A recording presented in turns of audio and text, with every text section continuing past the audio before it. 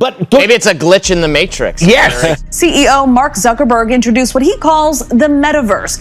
It speaks 1,000 words about the world we live in. Look around you. You see filters everywhere. Are we living far from reality? Try to realize the truth. There is no spoon. I'm amazed at their point of view about reality and about the human brain. It altered people's thoughts. What is real? What is reality?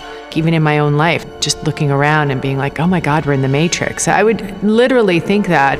Mr. Anderson. It's sort of impossible to articulate how it's seeped into our minds and culture. I can't even remember not having seen it. I can't remember my life before the world of the Matrix. What do you know you can't explain? But you feel it. Matrix. Do you want to know what it is? The Matrix as an idea has lasted 20 years. People use terminology like, are you going to take the red pill? You're either going to take that blue pill or you're going to take the red. Everything entered pop culture and stayed.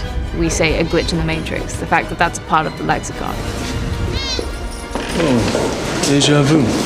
Facebook CEO Mark Zuckerberg, he appears to have gone a bit crazy this week, renaming his company to Meta and then going on a strange rant about how we're all going to be living in our computers. Imagine you put on your glasses or headset and you're instantly in your home space. It has parts of your physical home recreated virtually, it has things that are only possible virtually, and it has an incredibly inspiring view of whatever you find most beautiful. A platform where users will interact in virtual and augmented realities. This is a crazy idea that you're going to give your life to some sort of augmented or virtual reality world that's created by a guy who's involved in this company whose algorithms are sowing the seeds of distrust and hate. But now we're going to fucking let him take over what you see and feel.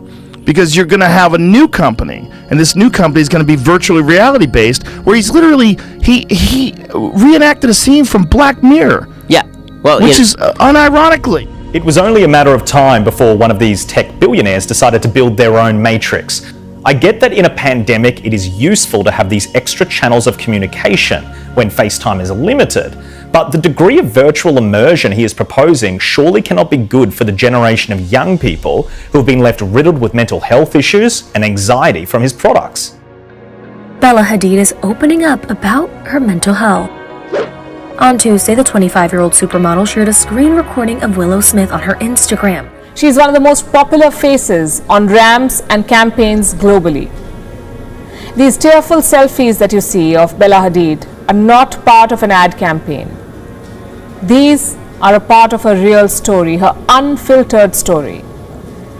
Hadid posted these photos on social media. The caption read, "This is pretty much my everyday, every night for a few years now." Bella then got candid about her ongoing battle with anxiety, sharing raw photos of herself crying in her room and hooked up to an IV. And these photos were her way of sending out a message to these 47 million people. She writes, and I'm quoting, "People forget that everyone is basically feeling the same way, lost, confused, not really sure where they are, why they're here." He says the new Meta name will better encompass what they do, which is reaching beyond social media. Meta comes from the Greek word meaning beyond. It is time for us to adopt a new company brand to encompass everything that we do, to reflect who we are and what we hope to build.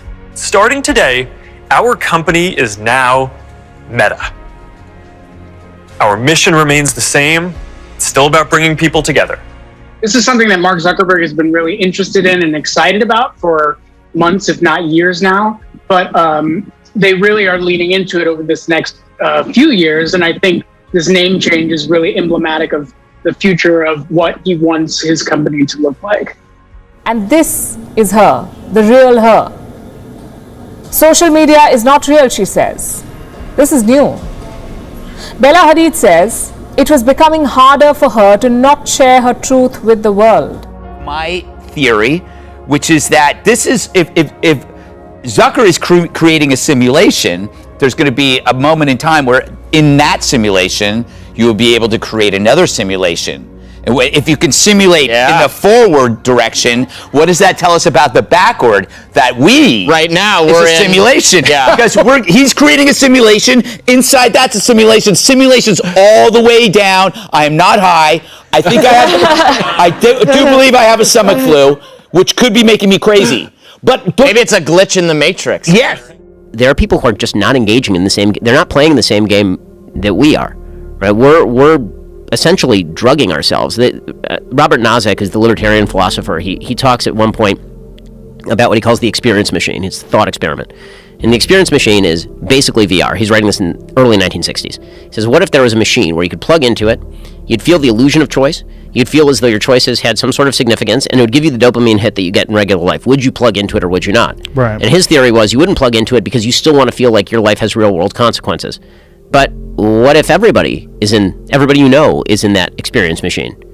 Then you're the one who gets left out if you're not in the experience machine. What is real world? I mean, that's what the problem is. That analogy was created before the sophistication of computer systems has reached the point now where you can look at it 20 years from now and you kind of get an understanding of where it's going to be. When you're dealing with what's possible now, I don't think you're going to be able to stop people from doing it because I think it's going to be so overwhelmingly addictive. Deja vu is usually a glitch in the Matrix. It happens when they change something. I think this is one of the few movies that has seeped its way into every kind of facet of popular culture.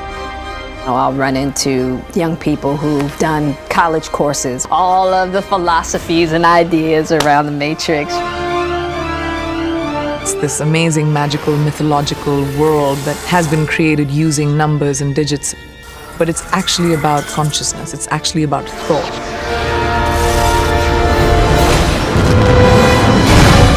Billions of people just living out their lives. Oblivious. You'll hear the sentences, "The Matrix changed my life."